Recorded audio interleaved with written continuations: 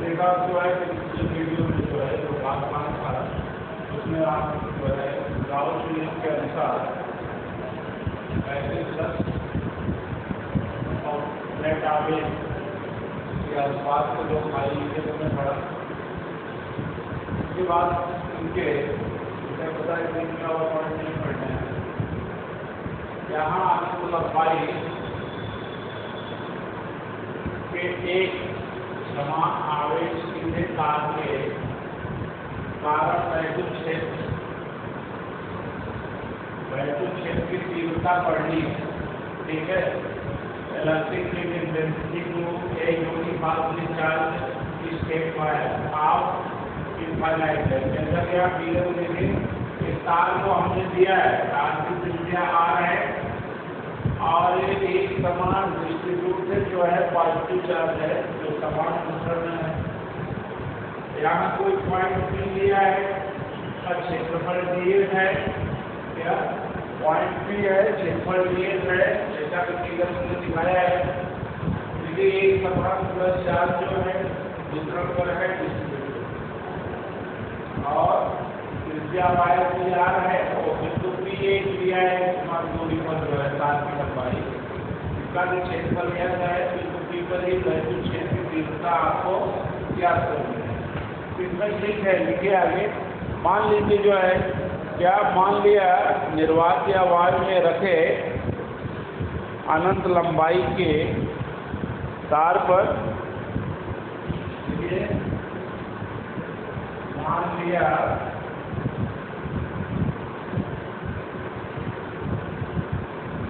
निर्वात या वायु में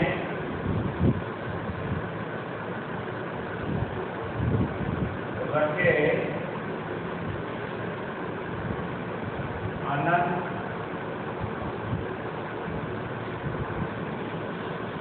लंबाई के तार का क्या आप मान रहे हैं, मान लिया शुरुआत या वायर में रखे अनंत लंबाई के तार का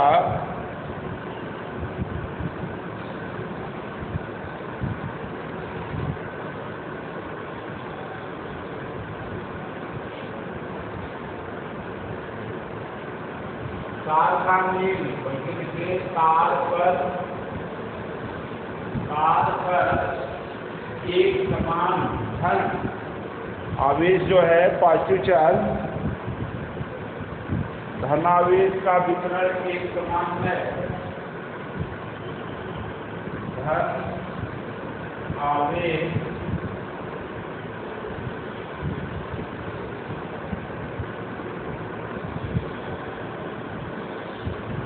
का वितरण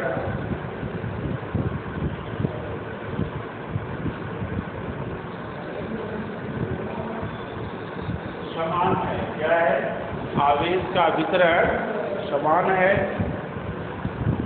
अब देखना है यहाँ की वो जो बिंदु P दिया है जिसे R दूरी पर दिया है, तो आगे लिखिए तार की प्रति एकांक लंबाई, क्या तार की प्रति एकांक लंबाई पर रेखीय आवेश घनत्व, क्या तार के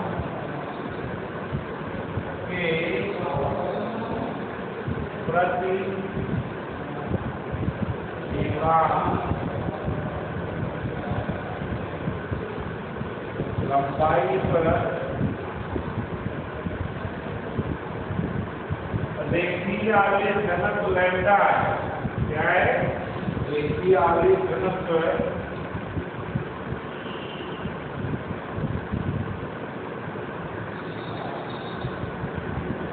लैम्ब्डा है। क्या है, रेखीय आवेश घनत्व जो है तार का क्या है, एकांक लंबाई का लैम्ब्डा है और तार से R दूरी लंबवत और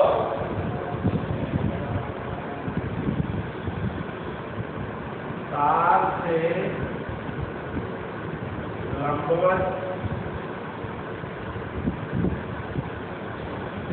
आर दूरी पर, एक तरह से आर को त्रिज्या में बांट सकते हैं, लगभग आर दूरी पर एक बिंदु P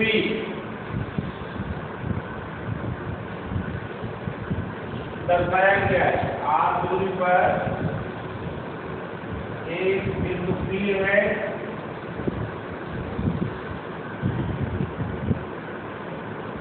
ds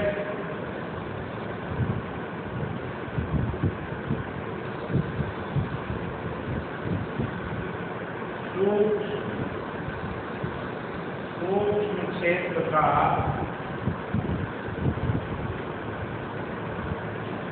जिस पर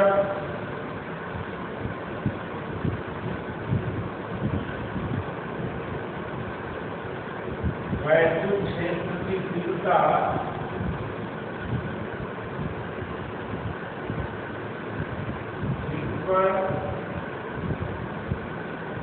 वैद्युत क्षेत्र की तीव्रता आपको ज्ञात करनी है। क्या उसी बिंदु P पर जो है वैद्युत क्षेत्र की तीव्रता ज्ञात करना है। तो यहाँ बिंदु P लिया गया है इसी पर, तो R दूरी पर निश्चित है। ठीक है, अब क्या करते हैं, तीव्रता का परिमाण मान ज्ञात करने के लिए इस चित्र से फिगर देख रहे हैं आप जो है, इसमें देखिए एक बेलनाकार गॉसियन पृष्ठ है। तार कैसा है, सर्कुलर है। बेलनाकार जो है गॉसियन पृष्ठ है इसका जो है, तो इसको गॉसियन पृष्ठ कहते हैं। चर्चा इसके बारे में कर चुका हूँ। जो क्या है, बेलनाकार है, जिसकी लंबाई क्या है, L है। बिंदु P जो है इसके वक्र पृष्ठ पर दिया गया है। ठीक, तो जिसके बारे में दो बातें यहाँ सामने आती हैं। एक तो जो है समाकलन पूरे का क्योंकि समान डिस्ट्रीब्यूशन है, तो वहाँ फाई शून्य हो जाएगा। गॉसियन पृष्ठ से गुजरने वाला कुल फ्लक्स जो है फाई ई 0 प्लस उसके 2 पाई RL के बराबर हो गया है। परिधि का नाम सुने हैं ना, 2 पाई RL के। लेकिन पहले में जो है सममितता के कारण गॉसियन पृष्ठ के वक्र पृष्ठ ई का मान नियत, और इसकी दिशा क्या है, इसकी दिशा अब लंबवत बाहर की ओर है, अतः वक्र पृष्ठ से गुजरने वाला फ्लक्स निकालते हैं। क्या देखिए यहाँ, वक्र पृष्ठ से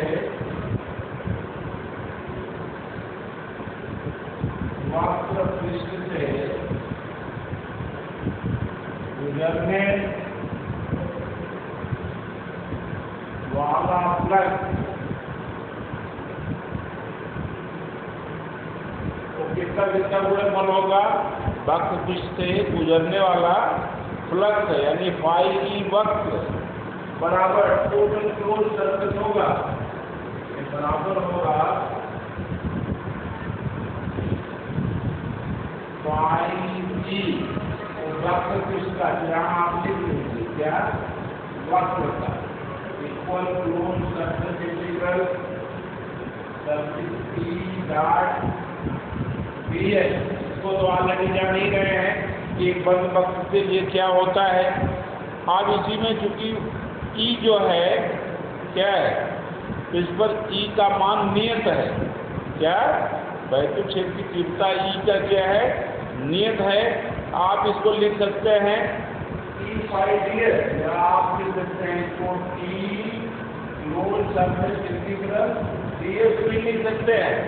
ठीक, क्योंकि E क्या है, नियत है।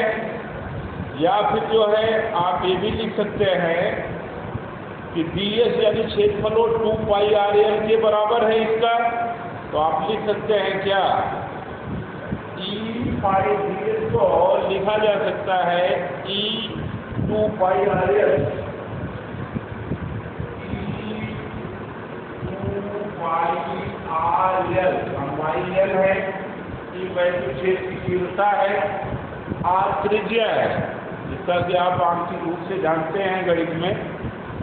और ये तो हो गया जो है सममित के लिए, गॉसियन पृष्ठ क्या है, सममित है, जो आपने निकाला है अभी पारसममित नोट कर लीजिए, जब गाउसियन पृष्ठ सममित है, दूसरा है जब समतल सिरे पर समांतर है और गुजरने वाला फ्लक्स शून्य होगा, अर्थात जब फाई समतल,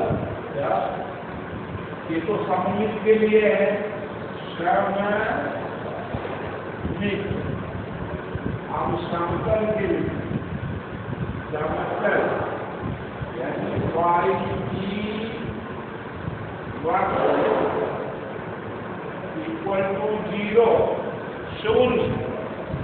ऐसी स्थिति में जो है क्या लिखेंगे, गाउसियन पृष्ठ से गुजरने वाला कुल फ्लक्स फाई जो है गाउसियन पृष्ठ के अंदर नेट आवेश के बराबर होगा।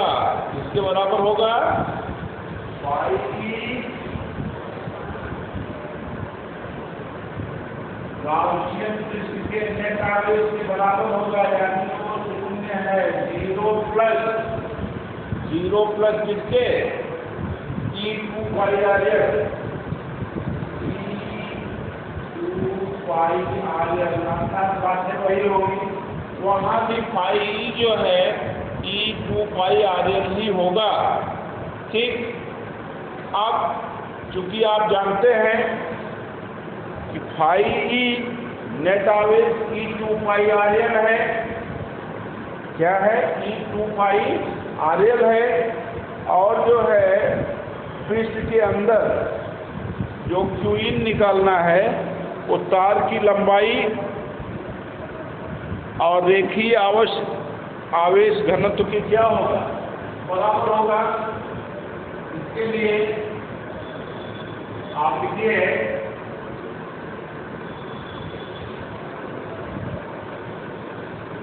क्या लिखा जाएगा, नोट कीजिए, क्या गाउसियन पृष्ठ के अंदर नेट आवेश, गाउसियन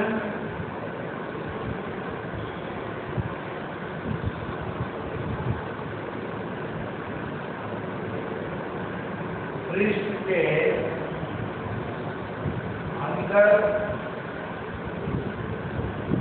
नेट आवेश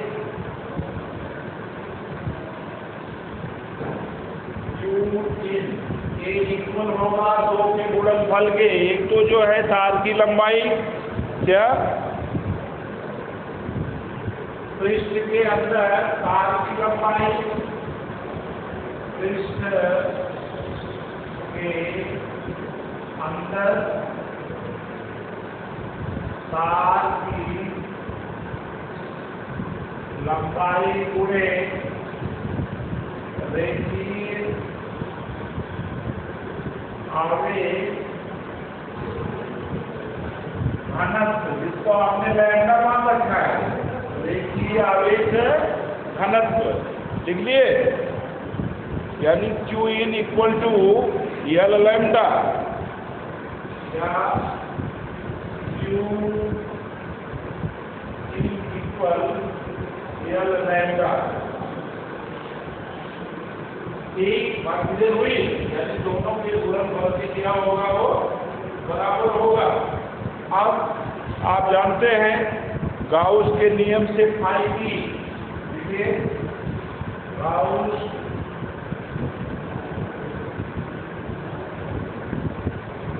के नियम से किसका किसका अनुपात होता है, फाई की इक्वल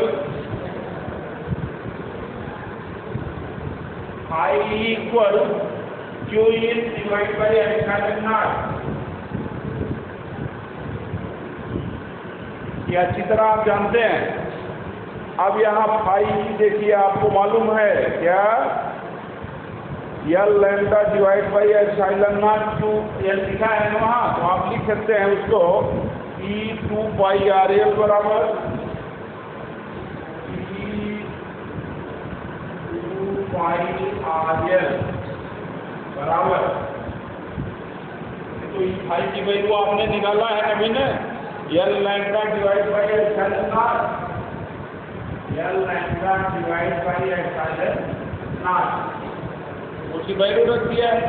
या आप लिख सकते हैं E इक्वल, या E की वैल्यू निकालनी है आपको, या E इक्वल एक वैद्युत क्षेत्र की तीव्रता ये निकालना है, जिसे E equal lambda 2 pi epsilon not, E equal lambda 2 pi epsilon not. अब लंबाई L है, तो L तो कैंसिल हो गया, बचता क्या है यहाँ R, L और ये L कैंसिल हो गया, बचता है R। ये वैद्युत क्षेत्र की तीव्रता का इक्वेशन जो है आपको यहाँ मिल जाता है। ठीक है। और यदि तार अनंत लंबाई का है, यानी E प्रोपोर्शनल 1/r, जब अनंत लंबाई के लिए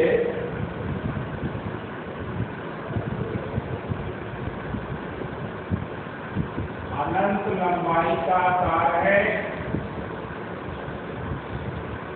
E जो है प्रोपोर्शनल होगा 1/r के, E प्रोपोर्शनल 1/r।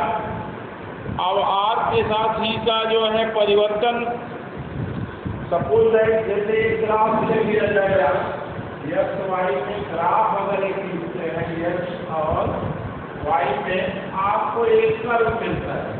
क्या? एक कर्व मिलता है जो यह दर्शाता है इसके साथ y और x के साथ दूरी और ऊंचाई बढ़ने पर इसके मान में क्या परिवर्तन होता है। तो दूरी r के साथ E का परिवर्तन आप ग्राफ में देख ही रहे हैं।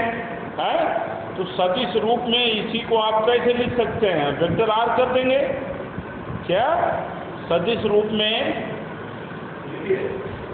सदिश रूप में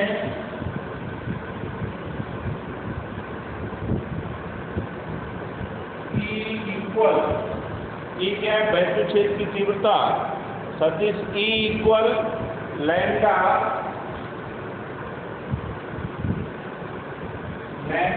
divide by 2 pi epsilon not R, 2 pi epsilon not R, और एकांक यूनिट वेक्टर में क्या है, R कैट, ये हो गया।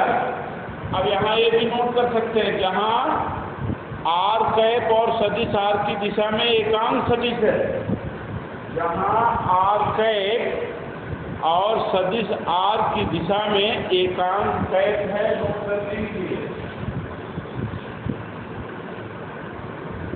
जहाँ R कैप और सदिश R एकांक सदिश है, तो अनंत लंबाई के लिए वहाँ प्रिंसिपल वैद्युत क्षेत्र की तीव्रता जो है, इस पर न्यूमेरिकल आपसे पूछा जाता है, ये फार्मूला भी यूज करने के लिए आ सकता है, lambda divide by 2 pi epsilon not R cap. ठीक, तो इस वीडियो में जो है बस इतना, इस पर एक न्यूमेरिकल भी आ सकता है। अब अगले वीडियो में आपको जो है अनंत समतल चादर के कारण वैद्युत क्षेत्र की तीव्रता को बताएंगे। ठीक।